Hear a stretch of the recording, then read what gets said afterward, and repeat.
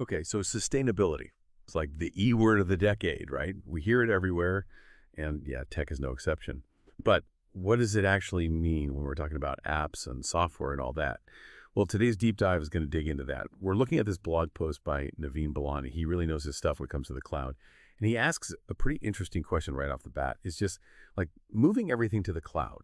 Is that enough to be sustainable? It's a really good question. I mean, Balani's argument, it's pretty convincing, is that just making that leap to the cloud, it isn't some magic, sustainability fix. It's more like, think about it this way. You buy an electric car, right? Great first step.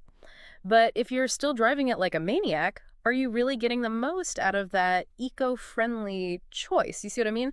So Balani's getting it. He dives into some really practical strategies for how to actually build and use tech in a way that really eyes better for the planet. Right, yeah, makes you think. And he starts with something that seems so obvious, but it's crazy how often it's overlooked.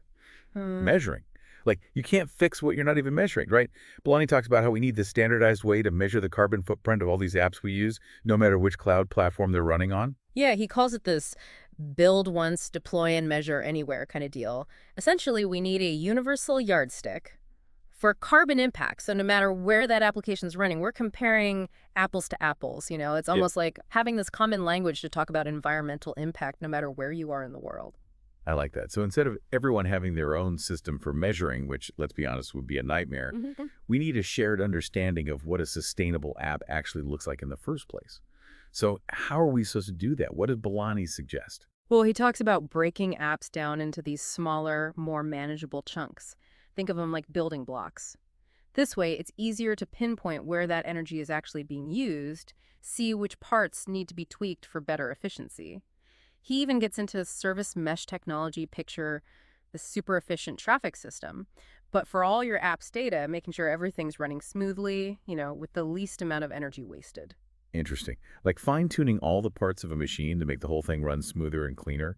And because we'd be able to track each of those smaller parts, we could actually see how much of a difference our efforts are making over time. Exactly. It's not enough to just make changes. You want to know they're actually doing something right. With this more granular approach, businesses can be like, okay, this is where the problem areas are. This is how much we've improved. And they can actually show everyone, hey, we're serious about sustainability, which honestly is becoming more and more important for customers, for investors, everybody. So good for the planet, Amy. Good for business. Sign me up. But how do we actually do that? How do we make these applications more eco-friendly? Yeah. I got to say, this idea of carbon-aware workloads that Balani talks about, that's got my attention. Yeah, this is where things get really cool. It's all about choosing when and where to run your app strategically so you're taking advantage of cleaner energy sources as much as possible. Wait, hold on. You're saying we can choose when our apps are using energy based on how clean the source is at that moment. How is that even possible? It's actually pretty cool. Cloud providers, they're getting a lot better at this whole transparency thing, letting us know, like, what the carbon footprint of their data centers actually looks like. So say you've got this big data job you need to run overnight, right? Instead of just hitting go without, thinking about it too much, you can actually schedule it to run in a region that's using like mostly wind or solar power at that time. Oh, wow. Okay, see that IS, cool. Kind of like when you make sure to plug in your electric car to charge when you know the grid is mostly using renewable energy, right? Same outcome. But you're being way more conscious about the energy source. This is making me think, like, there's got to be so many ways we could be smarter about how we use these resources. Balani also mentioned serverless technology. Is that part of this whole sustainability puzzle too? Oh, absolutely. Serverless is huge. And it's because, well, it's a whole different way of thinking about servers. It's not like the old way where they're just constantly running, even if they're just sitting there doing nothing. Think of it like, imagine if you only had to pay for electricity when you were actually using it. That's basically what serverless does for your applications. Okay, that's a game changer if I've ever heard one. No more wasting energy on servers that are just like taking a nap or something. But honestly, is that even realistic for most companies? Managing servers already sounds pretty intense. Isn't it even more complicated to make the whole thing serverless? That's where these managed services come into play. Balani talks about how cloud providers, they're stepping up and taking on more of this, like the actual day-to-day work of managing all that complicated infrastructure. And they're getting better at making it all more efficient, too. Think of it like it's basically like outsourcing your energy conservation to the pros. I like it.